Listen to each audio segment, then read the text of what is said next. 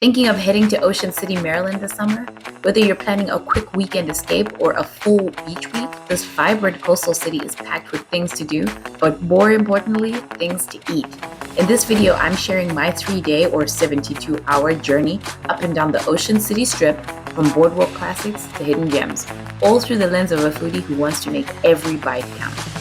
Stay tuned and don't forget to hit the like and subscribe button for more content just like this.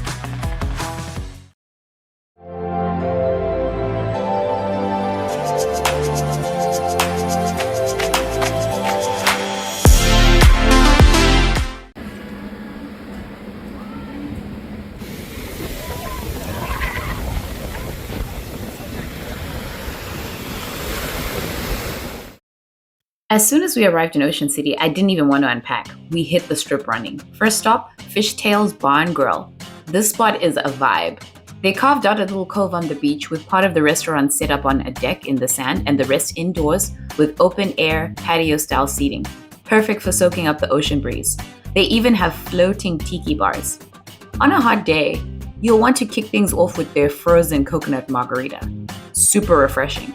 The menu is definitely fish forward, but we started with their walking beef tacos, followed by some greens, and then sampled their mahi Reuben sandwich, a very interesting take on a classic. We also tried shrimp and chips, of course, which hit the spot.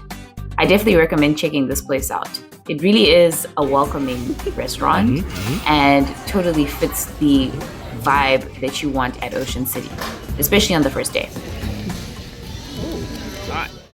Afterwards, go ahead and drop off your bags and check in. We stayed at the Princess Royale, a decent place to sleep, swim, and enjoy direct beach access. Just a heads up, it's a bit farther away from the boardwalk and many of the main restaurants, so plan accordingly.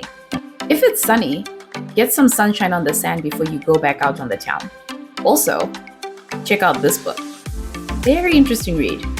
Next up, grab some dinner and drinks at the lively Macky's. If you're looking for a festive crowd and some good sports screen time, this is the place to be. The vibe is upbeat and the menu is pretty solid too. I tried their very popular cocktail, Dirty Banana, which is basically a must on a hot night in Ocean City, along with a crispy, mouth-watering, in-season soft-shell crab sandwich that was on special. So good. And finally, to end on a sweet note, if you're a fan of edible cookie dough or just curious, check out Dodo's. Most places serve cookie dough straight up, but Dodo's lets you customize it with ice cream and all kinds of toppings. We went all in with cake butter dough and salted caramel brownie ice cream. Enough sugar to share, or not. This wasn't my favorite sweet treat that I tried in Ocean City, but if you like cookie dough, you should check them out. Okay, day 2 and our first full day in Ocean City. We got in some beach time and then it was off to the races. Destination, Seacrets. This was easily one of the highlights of my trip, and honestly, I'll go back every time I'm in town. Seacrets is a full-on experience, part beach bar, part nightclub, part waterfront dining spot. It's known for its Caribbean-inspired vibes, live music, and yes, those famous floating tables in the water. No, really. Whether you're coming for the food, the drinks, or the party scene, Seacrets delivers on all three. We didn't get a chance to eat there this time, but we did try a few of their signature spirits. I especially loved the bumbleberry vodka and the passion fruit vodka, both super refreshing with interesting flavor profiles. But they're best known for their award-winning spiced rum. Next time, the distillery tour next door is definitely on the agenda. If you're into craft spirits or just want a unique experience, this spot is a must. Seacrets should not be a secret. To beat the crowds, get a seat in this oasis, and not pony up cash to enter, get there early. One thing we meant to do on the first day, but you can easily save it for day 2, is visit Ocean City Boardwalk, which by the way consistently ranks among the best in the country. National Geographic, the Travel Channel, and more have recognized it. There's plenty to do and see, but if you plan to try the rides, I'd recommend making it a full day. It was boiling when we were there. So of course we had to cool down with a stop at the famous Dumster's Dairyland. I'd argue this is the most popular ice cream spot in Ocean City, and you really can't visit without trying it. They have a vast range of flavors and have been around for over 80 years. A classic favorite? Oreo, of course. Now, if you're more of a funnel cake person, fair warning, there are dozens of stalls selling it. But not all are created equal. Unfortunately, we picked the wrong one. I don't remember the name, but it was trash. It tasted like cardboard. So ask around and do a little research before you buy. We also made a stop at the iconic Fisher's popcorn. Yes, you can find it in stores nationwide, but I wanted to try it straight from the source. They let you sample flavors first, and I went for the Old Bay and white cheddar dusted caramel flavors. It's worth taking a bucket or two home, and be sure to try it fresh and kettle popped right there on the boardwalk. Once you get your snack fix, walk the full length of the boardwalk. Take in the sights, grab a drink, support the local entertainers, look at the art, or hop on at least one ride. It's part of what gives Ocean City its unique charm and energy. And yes, there is a nightlife, but we will revisit that later, after dinner.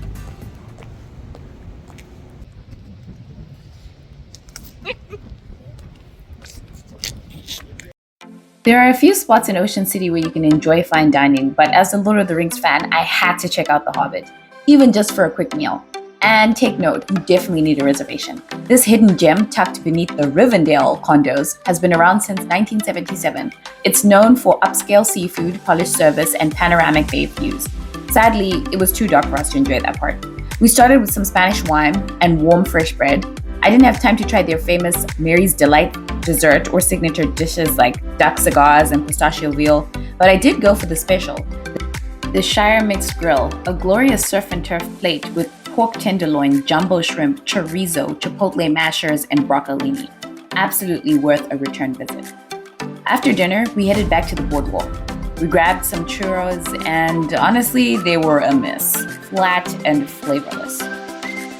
To recover, we popped into Guido's, a spot I'd recommend if you want a late night meal and or drinks, especially if you're a fan of Mexican street fare. The boardwalk location is one of three with a lively, upbeat atmosphere, and Guido's apparently boasts the largest tequila bar in Ocean City. Just be sure to check what time the kitchen closes.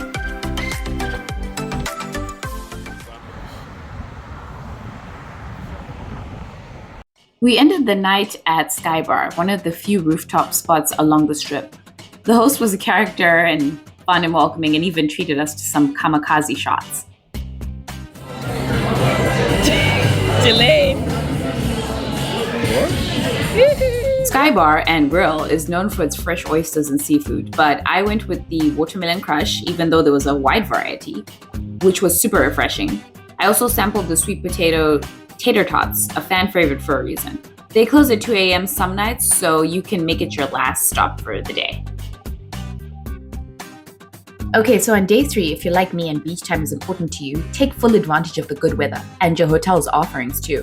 On one of the days, you might find yourself too tired to hit the strip or the boardwalk in the early afternoon. If you're staying at Princess Royale, they have 2 bars, but I spent time at the current Oceanfront Bar and Grille with a direct view of the beach.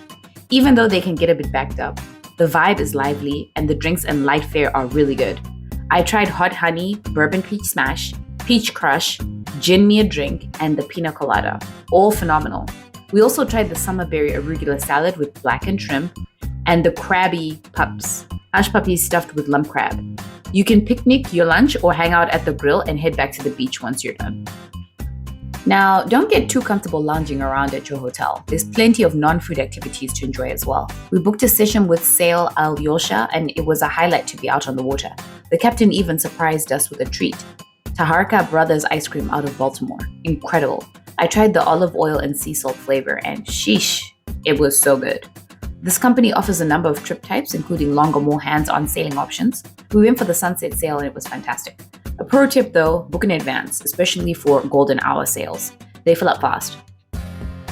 To close out the night, we headed to Ropewalk, another spot I plan to revisit. They've got an interesting mix of indoor and outdoor family seating, multiple bars, bayside decks, fire pits, a playground, and games.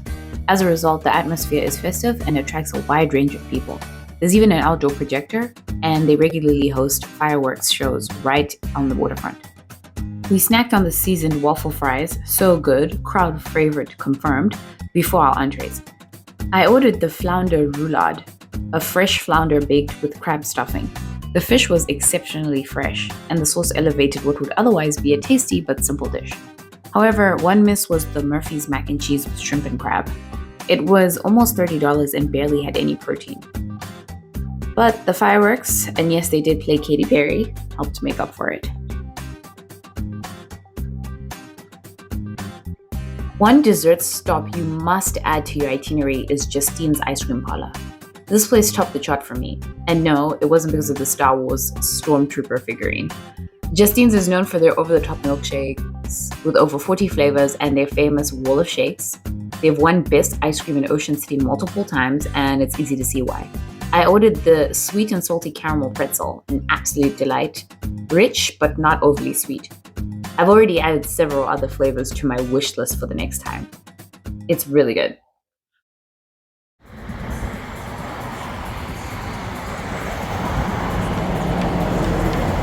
On your last day before heading home, after checking out, you might find yourself craving a comforting, familiar, and generous brunch, with a little creativity sprinkled in.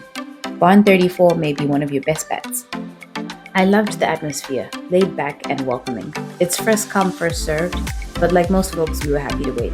I kicked things off with a passion fruit mimosa and ordered the cinnamon roll French toast with bacon, egg, and avocado on the side.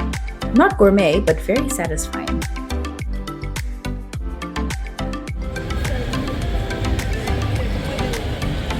And to wrap it all up, we headed to Embers Island Mini Golf to burn off brunch and soak in a bit more fun. We chose the Pirates course, $12 a round. You can play 9 or 18 holes. I didn't score a hole in one, but honestly the long weekend was a win on its own. Mini golf is a popular pastime in Ocean City, but don't worry, they've got real golf courses nearby for the more serious, bloodthirsty golfers. And I hope you found this overview of my time in Ocean City helpful, and that the references come in handy when you plan your next trip. It's truly a great destination whether you're traveling solo, with family, or as a couple. Don't forget to hit the like and subscribe button, and stay tuned for the next episode of Plate Chronicles. We'll be heading back to Europe, and I'll share tips on how to spend 48 hours in Madrid, Spain. Thanks for watching.